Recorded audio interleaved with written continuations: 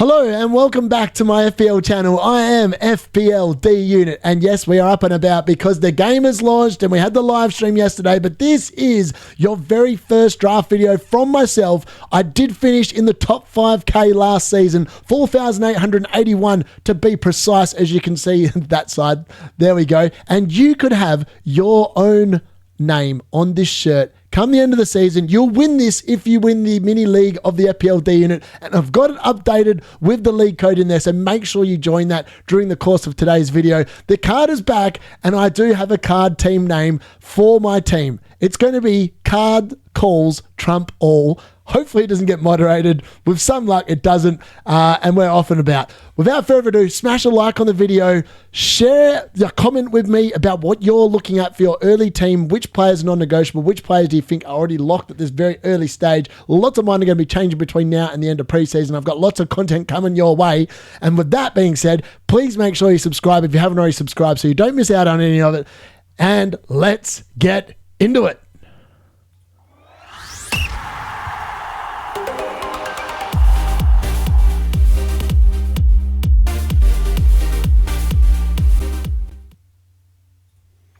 Here we are, preseason, building a first draft. Now, lots of other people just dive straight into their first drafts. Not me. There are things that I think we need to cover before we look at the players that I am looking at in my very first 15 squad members. So, as you can see there, the league code is off this side. As you can see there, the league code M73WLE. Make sure you join the league code. There is a prize up for grabs. You will get a t-shirt with your name, with your rank, and your favorite number on the back. So if you do win the league, that is up for offer. Also, join the WhatsApp group. The link's up there as well. I've also been very creative, and I've managed to get some rolling slides above me, which is really good. So hopefully it makes everything look a lot more neat and tidy. Now, no defender is over 6 million this season. We've said goodbye and good riddance to Trent Alexander-Arnold, and now no one is over 6 million, which doesn't make a lot of sense to me, but it is what it is. There are many popular options, though, that are over 5 million and above. So, like, for example, a couple of my boys, Milenkovic, Murillo, Cucurella, Gvardiol, pretty much the entire Liverpool defence is 6 million, which is quite, I don't know about that. Yeah, let's just say that every price in general has gone up. Like, it's very hard to build a decent squad with just 100 million this season and actually have any money left over at the end. It's super hard, and it's super hard to fit in Salah and Haaland as well in any draft as far as I'm concerned. Now, the next thing you need to think about is how much do you read into early fixtures? And look, I have the FDR up for game weeks 1 to 10. We're going to have a look at that very shortly. Should we read too much into it? Should we read too much into preseason form? I mean, Darwin Núñez scored a hat-trick the other day. I don't think he's even going to be at Liverpool. Like, this is the problem with preseason form. It pretty much means nothing when it comes to the actual real games coming around. It's very rare. Sometimes you get snippets. Like, Jacob Murphy looked really good in preseason last year, and but it took him 12 game weeks to get going. Unfortunately, I didn't have the patience for that, so I missed out on that. Could have just held him the whole way through. But yeah, that's something you need to consider as well. Next thing is, when is the best time to play that first lot of chips? Between game weeks 1 and 19. Now, lots of people are going to be on bench boost game week 1. And look, to be honest with you, the squad I put together, actually, you could probably bench boost in game week 1. Like, I'm not going to lie about that. But I don't think it's the best time. We don't know the form. We don't know who's nailed. There's always shocks in game week 1 of who starts, how many minutes they get, etc., etc. I actually think the best time to bench boost is when they give you 5 free transfers for AFCON. Either that or straight after when you wildcard. And look, I'm going to be brutally honest. Last week I wildcarded in game week 12. It was an absolutely brilliant decision. It also corresponds that game week 12 this season is the exact same as last year. It's the game week post the last international break before we get that large body of games. So for me, I'm highly likely to think that I might do it again. I think the game week 12 looks really good on paper. So again, wildcard, early doors there. Triple Cup, I haven't really thought too much about it, but I'm not going to be playing it probably until I think there's actually players in form between game week 1 and 19. And without going with Haaland and Salah, that's also something as well. Now, there might be a good fixture where they look like really good, they're playing Burnley or whatever, and I might free hit that week. Because I don't know when else I'd free hit, to be honest with you. But probably when there are nice fixtures on paper with players that I don't own, that'd be a good time to play it. Then, do you spend up on defense? Now, lots of people are going to be spending up big money on defense, thinking, defensive contribution points, an extra 2 points. Is it really all that? I'm not sure. Then there's going to be people going on Haaland. Some people, probably not that many. I don't think he's very templated at the moment, but Salah is definitely templated, even though he's 14.5. Now, there is a world where you can put them both in. Last year, I put them both in. They cost 27.5 million. This season, I put them both in. It cost 28.5 million. Again, it's definitely doable, but you are sacrificing in other areas of your squad, or do you just spread out the funds? Now, we'll have a look at what my draft is very shortly, but I have, generally speaking, shared out the funds quite well. And lastly, can we trust teams to perform similarly? Oh my God, I couldn't even get that word out then. Similarly as how they performed in 24-25. For example, Nottingham Forest, Newcastle United, with European football this season, and Crystal Palace, to add to that matter. Are they going to perform as well this season? I don't think they are. And I think we're likely to see a drop-off. Other teams like Man United, who only have to play one game a week, maybe they are teams that might come back roaring up into focus. However, I've got no confidence, and I'm a Man United fan, so read into that what you want. So the FDR for game weeks 1 to 10, this is what it looks like. Now, it does look very stretched, and I'll grant you that. I am going to try and come up with a better way of doing this. I might split it into 2 sections, and we'll look at the top 10 teams and then the bottom 10 teams moving forward. But from here, you can see that Everton and Leeds play each other in game week 1. Spurs obviously have Burnley at home, which looks like a good fixture, and Sunderland and West Ham play each other. So again, 2 relatively struggling teams from last season playing promoted teams this season. Maybe that's just a sign of things to come. Then the other fixtures aren't overly fabulous if you look at them. Like, obviously, Man United play Arsenal, Newcastle play Aston Villa. All these teams with what you would think good assets on paper, probably playing not the nicest fixtures on paper. So that is something you have to definitely take into account. And that's why I don't think bench boost game week 1 is overly good. And then if you have a look at what your team would look like in game week 2, obviously Man City have Spurs, Liverpool have Newcastle. Again, if you're bench boosting game week 1, you're almost locking yourself into making lots of transfers for game week 2. And then maybe it's an early wild card. I just don't think that's the method that you want to go for. So for that reason, it is important to look at the fixtures and potentially how we think they're going to go and which assets are going to be nailed. But that is something that we need to be looking at. It's going to be up there. I'm going to be referring back to it a lot because that's how I got such a good rank last season, was looking at the fixtures and picking players that had that really good run of fixtures. And that's something you need to take into account. So on to my actual team, and this, I know this is going to be very controversial, and look, I'm not going to lie, Kinski is in there, only because of the fact he's a 4 million rated goalkeeper. There is a small chance that Vicario isn't, it might be more than a small chance, I'm not sure, but Frank seems to like Kinski. And for that reason, 4 million, if he ends up starting instead of Vicario, brilliant. I think every man and his dog's probably going to have him. Kelleher's obviously in there as well, and I really like him because the way Brentford played last season, Flecken got a lot of points. And to come in at 4.5 mil, Brentford haven't lost any defenders. They're not going to defend any worse. Losing Mbeumo and losing Flecken, I think Kelleher's probably an upgrade on Flecken. Losing Mbeumo shouldn't really impact them too much defensively. You wouldn't have thought at this early stage. And their run of fixtures to begin the season is actually not too bad. So for that reason, I think it makes a lot of sense. And look, I'm not bench boosting game week 1, so I don't have to worry about having a decent second goalkeeper on the bench. I'm not too concerned about that. So I think it's a bit of a no-brainer. Other assets I do like at this price point are Sanchez from Chelsea. They look really good in the Club World Cup, and they've got good underlying defensive data. Sells also at 5 million, looks like a really good keeper as well. I don't know if I'd be bothering to pay up for a 5.5 million keeper. I just don't see the value in that. I think with everyone else going up in price this season, it is difficult in order to fit goalkeepers in at that price.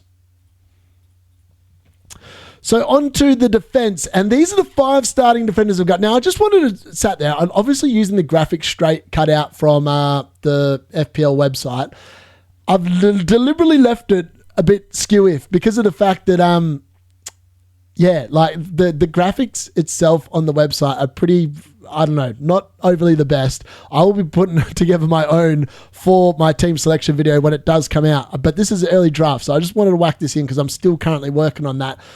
So these are the 5 defenders I've gone with. Now, you could argue that there is a little bit of small bias in here because Let's be honest. Let's start with Kukurea. We all remember last season when I banged on that Kukurea was going to get a 15-pointer. Now, he could get a 17-pointer, potentially. I'm not sure if he will actually get a 17-pointer. I don't think he's got enough defensive contributions in him, but he's definitely got the attacking runs, and Chelsea start with a really nice run of fixtures, and I think you need a Chelsea defender either in the defence or in the goalkeeping position, and I've gone with my boy Kukurea after he repaid the faith for me last season. Wan-Bissaka looks like a really good option as well. They've got a nice, fairly opening, nice run of fixtures. 4.5 million, I like that. I think he'll add some defensive contributions. Maybe one every 3 games he'll get that 10, which would be nice. Munoz is just a machine. It's not the easiest of starts at Crystal Palace, but this dude is in there for the attacking returns, and I still believe in attacking returns for fullbacks, and he's definitely, I actually would probably rate him better than a lot of the other assets that are 6 million. I think he'll comfortably outscore them, especially if Crystal Palace can start well and they don't lose too many players. European football is going to be a wait and watch, but to start the season, I think Munoz will be brilliant. Then we've got Konza at 4.5, and we all know how much I don't rate spending up on the defence. So I might actually cull more money out of this defence. It might be Collins that makes way for another 4.5 million, but Konza's in there at the moment. Now, I know De Cooper from Brighton is a really good asset, and I have got my eyes set on him. But at the moment, I've got Konza in there, and I've also got Collins because of the fact that I talked about that Brentford defence. They don't have a tough start in terms of defensive data. They haven't lost any defenders. If they're all fit and available, Collins has the attacking threat. He also is going to be boosted by that defensive contribution. He was one of the players that would have definitely had an increase in points last season from that, and a significant increase. So for that reason, I really like Collins as well, and it rounds out the defense pretty good. And I'll be honest, there's a lot of options you could pick. Lots of people go, where's your Liverpool players? Well, if you look at Liverpool's fixtures, they've got Bournemouth opening day, and then they've got Newcastle, Arsenal. I don't see any clean sheets in the next 2 games. I even think Bournemouth could score against them. Bournemouth haven't lost any attackers yet, and they gave Liverpool a ripe old game last season. So for that reason, I'm not overly sold on owning any Liverpool defenders. And with Pep Roulette, you never know what you're going to get. Lots of people playing at safe goal with Guardiola at 6 mil. 8 Nori is even more of a risk because you don't know his minutes. Is he completely nailed? But for this reason, I've avoided both of those teams, and I'm avoiding Arsenal defence because Arsenal's just got a tough run to start with. Why would you pay up money on players that probably aren't going to be keeping clean sheets? So moving into the midfield, and this is where it gets juicy, and this is why I haven't got Salah, and it's also why I haven't got Haaland, because I spend up money. Last season, I was all about spending up money in the forward line and in the midfield. I personally believe that the Egyptian king is going to lose his crown this season. There's AFCON, there's a World Cup. The dude is 32, turning 33. He might even be 33 by the time the season starts. He has to be getting to the hill, and it's going to be downhill. He's not going to get any better. There's no way he's getting anywhere near the points from last season. If he gets to 200 this season going away for AFCON, I'll be impressed. I'll be honest, I'll be impressed. I expect there to be a big drop-off, if I'm being brutally honest, and I'm betting against a drop-off for Salah. People follow, all the other big content creators are all banging on about him. I'm not sold on him. Cole Palmer's in instead, 10.5 mil. He was really good in the Club World Cup. All you have to do, go back and look at the final and what he did to PSG. If he brings that form into the season with João Pedro playing in front and Liam Delap playing in front, Cole Palmer's going to be a no-brainer. He'll probably be the best scoring midfielder this season if he plays in that form.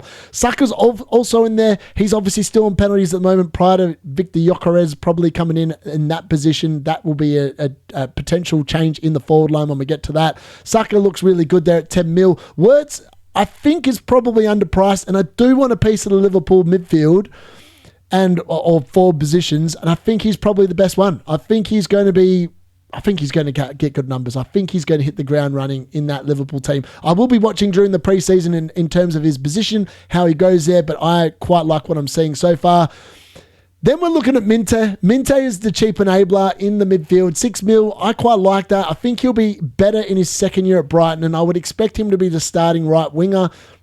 However they set up, I will again be watching during preseason to see what he looks like. But I expect big things from him prior to him potentially going off at AFCON as well. I'm not sure if his country qualified or not. And then it's my boy Phil Foden. Now the card is very hot on Phil Foden. Last season, the card brought him in for that 5-week purple patch, and it hasn't forgotten. And we saw during the Club World Cup that when Phil Foden was on the field, Man City looked really good. They scored goals, and he scored, and he was doing Phil Foden stuff from 2 seasons ago.